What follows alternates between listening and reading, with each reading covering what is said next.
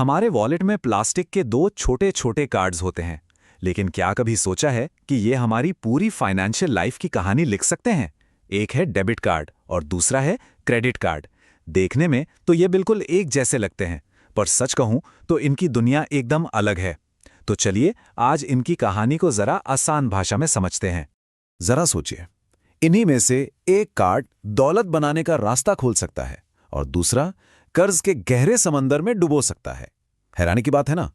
आज हम एक बहुत ही सिंपल कहानी से समझेंगे कि इन दोनों में आखिर वो कौन सा बड़ा फर्क है जो इतना बड़ा अंतर पैदा कर देता है। तो हमारी कहानी के दो किरदार हैं, राम और श्याम। दोनों दोस्त हैं और बैंक में अपना पहला अकाउंट खुलवाते हैं।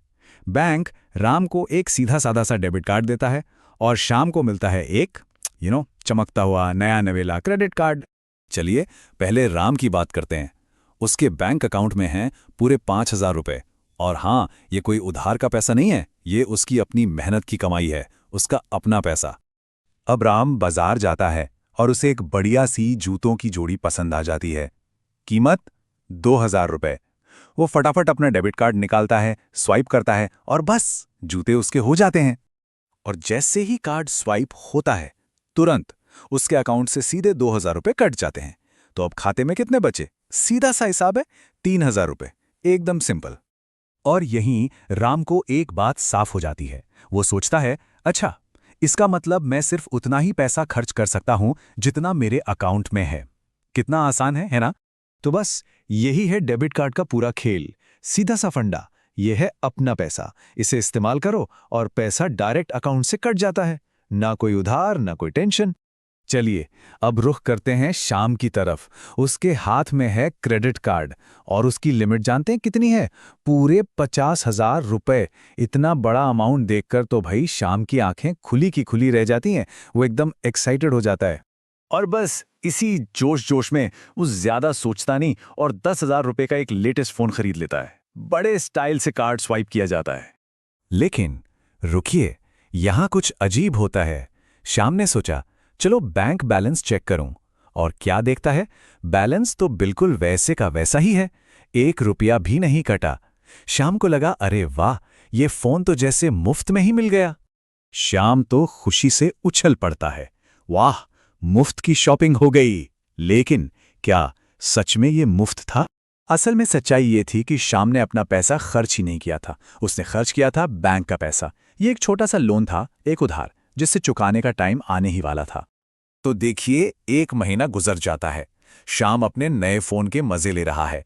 उसे तो याद भी नहीं कि कोई उधार भी था। लेकिन अब आने वाला है कहानी में असली ट्विस्ट। अचानक श्याम के फोन पर एक मैसेज पॉप होता है बैंक से, और उसमें लिखा है, आपका क्रेडिट कार्ड बिल 10,000 रुपए, अभी भुगतान करें। अब श्याम के पास 2 रास्ते हैं। एक कि वो पूरे 10,000 टाइम पर चुका दे तो कोई एक्स्ट्रा चार्ज नहीं लगेगा, सब ठीक है। लेकिन अगर वो लेट हो जाता है या सिर्फ थोड़ा सा पैसा चुकाता है तो बचे हुए अमाउंट पर लगेगा मोटा ब्याज और पेनल्टीज। और बस यहीं से शुरू होता है कर्ज का वो जाल जिसमें लोग फंसते चले जाते हैं। और इस बिल को देखकर श्याम को लगता है एक जोर का झटका। उसे अब समझ आता है, अरे ये तो लोन था, ये सारा पैसा मुझे ही वापस करना है। वो फ्री शॉपिंग वाला सपना अब चकनाचूर हो चुका था। तो देखिए, क्रेडिट कार्ड का फंडा बिल्कुल सीधा है।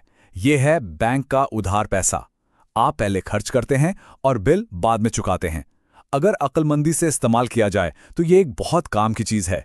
तो चलिए, एक छोटा सा सवाल बताइए, श्याम ने फोन खरीदने के लिए किसका पैसा इस्तेमाल किया? ए अपना खुद का पैसा या बी बैंक का पैसा? सोचिए सोचिए, और सही जवाब है बी, बैंक का पैसा। मुझे यकीन है सबने सही गेस किया होगा। श्याम की गलती से हमें 3 चीजें सीखने को मिलती हैं, 3 वार्निंग साइंस। पहला, ये सोचना कि पैसा मुफ्त का है। दूसरा, जब बिल आए तो शॉक हो जाना। और तीसरा और सबसे डेंजरस, टाइम पर पेमेंट ना करके कर्ज के जाल में फंस जाना। अब जरा इस तस्वीर को देखिए।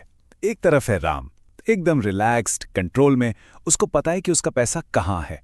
और दूसरी तरफ है श्याम, स्ट्रेस्ड है, टेंशन में है, कर्ज के बोझ में दबा हुआ है। इससे एक बात तो साफ है कि पैसों को अक्लमंदी से मैनेज करना हमारे दिमागी सुकून के लिए कितना जरूरी है। तो इसका मतलब यह है कि क्रेडिट कार्ड बेकार चीज है? बिल्कुल नहीं। अगर इसको अक्ल से यूज किया जाए तो ये बहुत फायदेमंद हो सकता है। बस 3 गोल्डन रूल्स याद रखिए।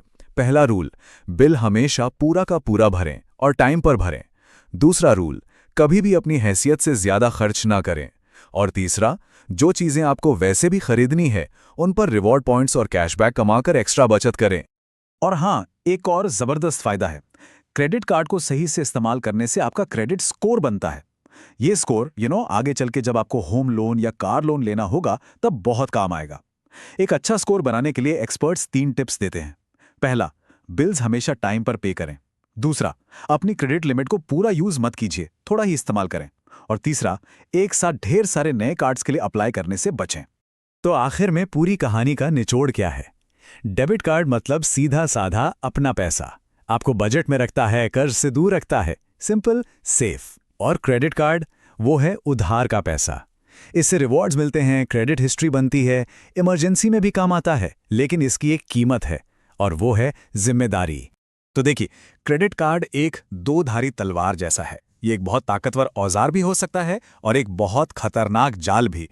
चॉइस आपके हाथ में है और ये चॉइस डिपेंड करती है आपकी जानकारी और डिसिप्लिन पे। तो सवाल बस इतना है, आप अपनी जिंदगी की फाइनेंशियल कहानी में राम बनना चाहेंगे या श्याम?